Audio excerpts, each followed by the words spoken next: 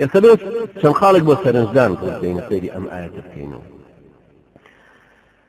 شن خالق بو سرنجدان بڕوانە دووڕۆکان چونکە پێویستیان بەوەیە کە جەخت لە باوەڕەکان بکەنەوە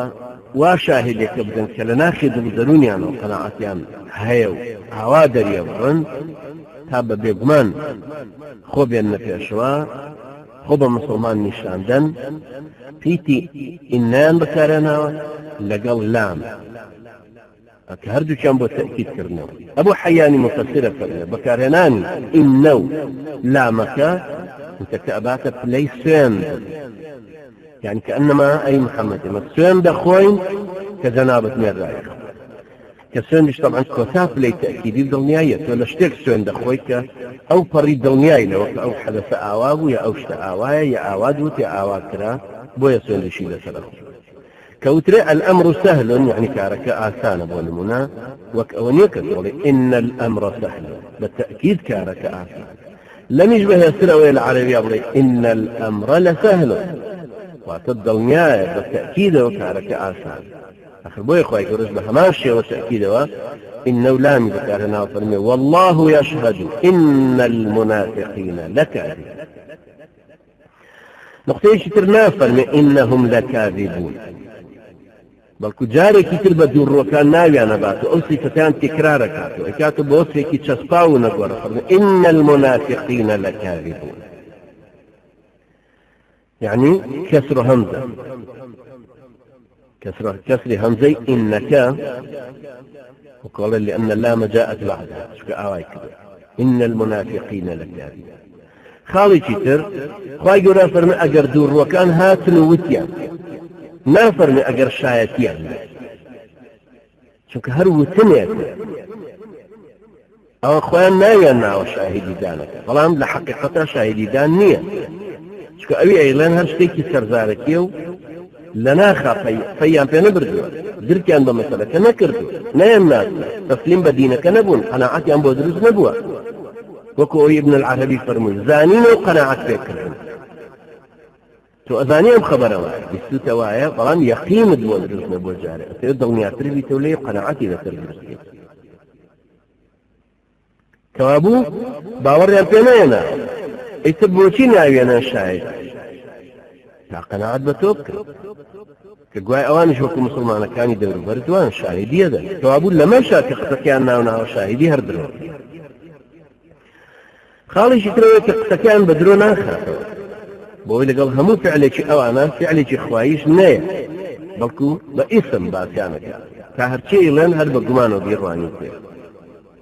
بلفظ نشهد ديلان طبعا بخوانا لن نشهد طبعا بليشمان فرباور والراستكينو همو من يكهل ويرسي خواهي قورش بيقبولني خواهي قورش برقي والله يعلم إنك لرسول خصوتك ايش والله يشهد إن المنافقين لكاذبون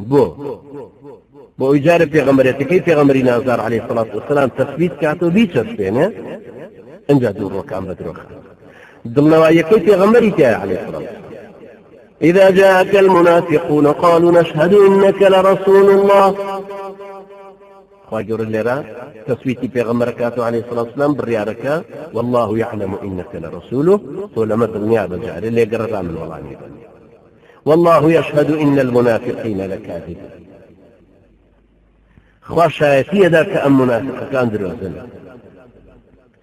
خاڵێکی شاهدیەکەی خوای گەورە دەرهەق ئەوان پڕاوپڕی واقعەکان چونکە خوای گەورە بە پێی ئەو ڕێسا قورئانیەکە هەر خۆی فێری کردوین ئەبێ وەسف یان لە صیفەتی ذاتی شتەکەوە وەربگرین یان لە ڕاستگۆیەکەوە وەرمانگرتووە کە درۆی لێ نەبیستراوە وەسفی خوای گەورە کە دەرهەق ئەمانە فەرمێ درۆزنن پڕاوپڕی وەسفی حاڵی ئەوان خواهي قرش رازقوية لنا قلتني وصفكها بويا لم تليش وصفتي دور ريدروزني او انمان زياتر لا عجاسبه للايك اما بوخلوك لقل دور وكان الرفتاركين في امان وين دورون صفة القرآن كان كباسي دور وكان بصرات شسطاوة للايك تريش وصيري كان لا سردني في غمر عليه الصلاة والسلام وحي خواهي جفرني او انا دورون كوابو بهيت شوية قمان لو انا ما كشاهد كان دورون بوي ام خالة اصولية فكرية شرعية لا مانتش يكم لولا ولا واقعته خويوه وصف صفة علاقان بيك وشند لم يشمان شخصي ولا لا يشكو خبري شي راس قومان تيجيشتو كخواي فرودگار تيجي عندن او انا شاهد يكان دروزنا او انا شاهديني هر قولك او ايان دا دون من لتر ما بين مو بوي ذات لا يبرا كان يقوم بشسبين كاتب سيدنا يعقوب باوش سيدنا يوسف بيني وقركاني يواري هاتونته قرة بيونو أبي كراسي كسور كراو هنا أنا طولا ولا ما كراسي يوسفي براما أنا كبور إخوان سيدنا يعقوب سيدك أم سورة خرنية سيدك كراسة كشتاغو جيت رنكو نينوكي كي بيوانية وكو خوي بساغينا ويخوي قرا فرمي وجاءوا على قميصه بدم كذب ما يكشف قال بل سولت لكم أنفسكم أمرا خوتان كذا فصبر جميل والله المستعان على ما تصفون خوينك قصينان كذا ببرك العسكة أما خوي قصينة دروي راسنا بلان أو فرموي أما هر نفسه وهوسي خوتان ما يتيح صبرێکی بێناڵی نەگرم ئەوم چاک خوش یاری دەدەرە لەسەر ئەو وەسفەی ئەیکەن سەیری کەم برایانی بەڕێزم یعنی ئەو وەسفەی ئەیکەن نەصیفەتی خوێنەکەیە چونکە ئێوە قسەگەکەن ئەڵێن خوێنی پێ ئەوە خوێن نییە خەبەرەکەش طبعا ڕاستگۆیەک نایهێنێتەوە بۆ هێتاکی باوەڕی لە هەردوو کەن نقطەی دووهەم کاتە سەیدنا یوسف لە میسر بوو بەکار بەدەستی باڵای وڵات براکانی هاتنە ئەوێ ویستی برایەکی خۆی گل داتەوە تەدبیری ئەوەی کرد کە ئێش کچیەکە یان ئەو کەسێک کە مەسوولی بازرگانیەکە بوو یا مەسوولی کێشان و پێوان بوو پێی وتوتی ئێغنکێشەکەت بخەرە ناو باری بنیانیە هیبرات ئێغنکێش دۆستێکی قوڵی گەورەیە بۆتە ئامێری پێوانی دانەوەڵە لە کوردستانە وەختێک دانوولە ئەکەن پێڵن ئێغنکێشێکی لێ دایخاتەوە بۆ شکردن یان لە خۆشاوی نێوەژایکەن ئەو بەکارێنەوە فەرمووی ئێغنکێشەکە بخەرە ناو باری براکێسا لەو سەرەوە بگیرە لەسێ بانگەکرێ ئێوە دست هەرۆکو بانگ کە ئێغنکێشەکان لە باری براکە دەرێنا براکانی تری کە نازانن ئەوە سەیدنا یوسف نازانن ئەمە مەسەلەیەکی دزی ئاڵ بەڵام یەکتر لە سەبق ئەفکاری خۆ لە بیری مێشکی خۆیان بۆ خۆ ڕزگارکردن خەڵکی کە ئیتهام قالوا إن يسرق فقد سرق أخ له من قبل أو كأستا آوات دزيكا وبرايكي تريشي هبو كأستا دزيكا فأسرها يوسف في نفسه طالما يوسف قيل لا يخوي قلت دري نبري بدرين يخطئ فيك يوسف تنها أو براني ما بزبك أي يزدك ما بستوي أوان بأجزنا أفرين أنا نصر حكمه بس الأوان أنا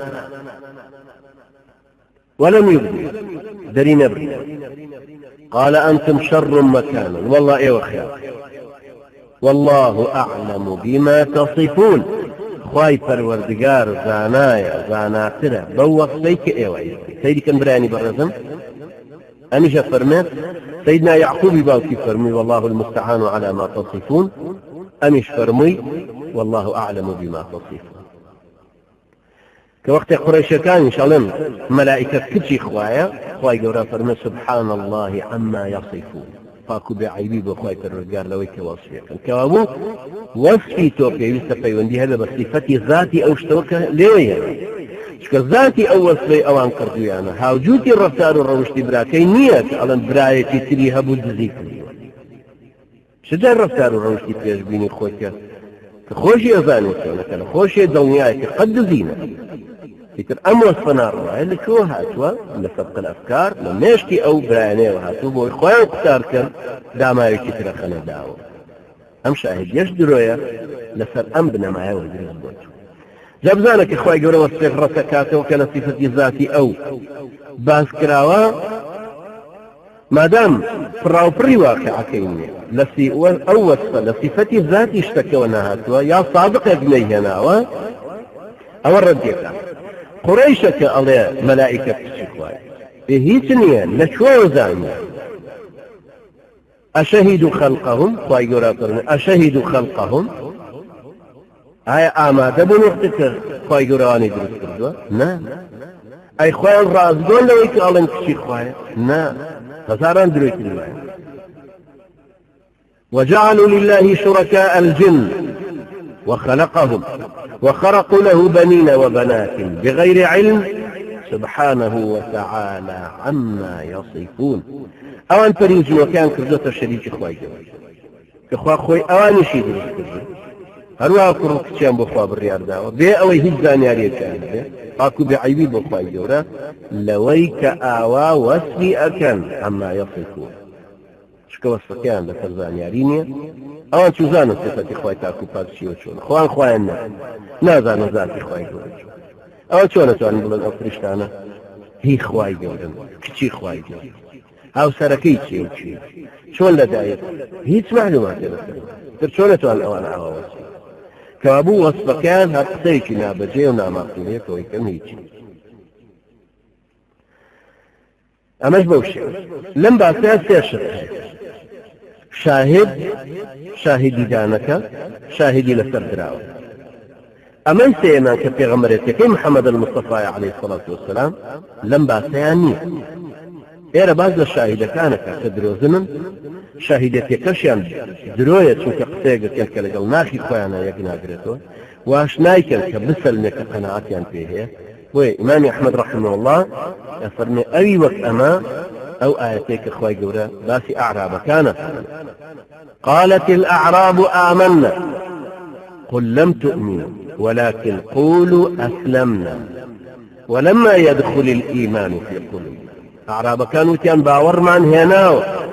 هيان بلد جاري باورتان نهي دي صابرين مسلمان يوسر ذلك كتان إسلامتك كتان ورقتو بلا مالتان لنا اختانا بجز شكا هشتا باور نشوتنا بدون ذلك يعني ظاهرتان إسلامتك بلان باطنتان إيمان دارتك ما يتولي كما دام ظاهريان فراو فريها وجوتي ناخيانية هاو بوشيوا دانايا خواهي قول ربو يرغن كردنوا بيعوي واشيان تيجينك ايوه لريزي كافرانا يا منافق ياش ديكي لو بابتن شونك اعراب غير كافر منافق او بهلا او تريكو او عربي داشتكي اي كردي داشتكي فينا او تري اعراب اي باشا يتشك لفوارق المالية لو سحراء هربون دي لسحراء ارجي في بوتري اعرابي اخر بدو هي اعرابي ابو بدو كابراي عربي داشتكي لو أنا زور الشيخ العشيريكي زور عقل سياسة مدار ودين دار وشاك وبيا وشاك أشياء مبلين ولا بأقله الأعراب أشد كفرا ونفاقا لا الأعراب سيتكي كوملا خوشيتك نشوب بلا في غمر عليه الصلاة والسلام إيمان لدليانا هشتا شكرين كردو يا قايم نبو نشس بابو يستعوات ما شاء لما سني شاهدي ذلك يا إمام أبو حنيفة رحمة الله بيفرم أجر كسي قوتي أشهدوا أو وايا أو معناه ما سند هذا قالوا شيء أشهدوا بكارنا أبي أشهدوا كي بحساب السند ولا بخينا شو كلام آيات يا أخوي يقول دعاء أشهدوا أو عني هنا وتقول آياتك يا أفر اتخذوا أيمانهم جنة سند كان كذا بقى الغاني سريع كوابوتني أشهدوا يعني سند موايا إمام الشافعي رحمة الله عليه وسلم أشهدوا بتنيا نابي السند ما قال كيف يقول أشهد بالله أو كعتاء إمام مالك فرمي أقل ودي أشهد بدين نيتي سنت خواردن نالي جاسيري أمهمو بوتشون جوانانا هل يكبشي ويقبشو إمام أبو حنيفة رحمة الله عليه فرمي كوتي أشهد سنت أبو الخواي يقول له لا فرمي اتخذوا أيمانهم جنة سنت خواردن كان كرده بقى الغالب إمام الشافعي رحمة الله عليه فرمينا شرط أشهد بالله أو كاتبت قلبه وسن يعني كأنما أقسم بالله إمام مالك فرمي أجروتي أشهد بثنيا نار بسن بلان سيدي النيتي أكينو آية لنيتي وابو كما بس السن أجروتي أشهد بالله ولا تسن أما إمام مالك ناوكا يكان شعر سركات شو كبوشوني كي زور وردكار اگر کابره هر اشهدو یوتی اما قسل سریش اگر کن که وتویه نقول إمام الشافعي فرمي أجر وتي أشهد بالله إسر أو دعافية هركز يقولي أشهد بالله أو سعود باش أيقر كابراش سيون دي شيخ خارد بسوي أشهد أو دين بحكم إمام مالك كين رحمة إخواني وكتنجو عن ليش دعوته ليه برسينوا وكم مسألة طلاق كابراو تتي بجنتي تتي برو زؤر اللي يقصر رب مسا حتى برو رب مالي أما نازل ليه برسينوا ركعت تركض برو رب مالو شيء تورا دور كيف ولا برشاود يا طلاق الدعوة قالوتي ولا طلاق مدعوة طلاق يا كيف شو ككيناية بقى هنا يكثر مباشر فكينك لا وكيب وشيء كتير بكارنا معناه زر ليه أما إمام مالك جاء فرمي أقولتي أشهد هو معناه رواية أبي لي بفرسين بقول إن كاتب يوم بس تسوندو أقولتي بلا ما بس تسوندو أو تسوندكي ليك يعني تسوندكي أو ماشي شاهدي دان جولة للنسل ما بيني للدابقاء الشرعيات سند لمسيحي جولك ورجيله بلام شايفيان بون من الطلاق داني مسلمانك عليه ورناجي تدرى سيكتين مسيحية جولك ديبو محكمة بالولا من بشاهد ما وقتيجنا كم طلاق دام ما طلاق مدا وبروسة بس طلاق تجوم لبواي شاهدي لسر حكمك الشرعي بو مسلمان لمسيحي جولك ورناجي بلا ما قرهات الشاهدي لا لما سليترا ورجي فمش خواهي قرأ فرمه وأشهدوا ذوي عدل دوبيا يدعك وري خوتا بكن بشاهد لبرو ضروريك أو كسئلة بشاهدي مسلمان شاهدية كذا مثلا مسلمان يتكانا في يست شاهدي مسلمان بويا لنكاح شا لما جلما ركبنا وتبيانا وكويت غمر عليه الصلاة والسلام كفرميتي لا نكاح إلا بولي وشاهدي عدل نكاح دانا مزرج ما ركب النابع إلا بسفرشتي آفتك نبي لقل دو شاهدي دات فرور ومتمانا في كراوة انجا كثير عن كذوته شاهدي متمانا في كراوة وهم مرجع قرصانه وتيانا قرنان بصر وخوار شاهديك ما انجزناك يعني تزايد دو شاهدي دات فرور اما لشوي ما من نوي بينين بيكين بالشاهد دين دارو في أوشاتي شوى وكو أو ياوك السفياني الثوري بينين بلنها تو شاهدنا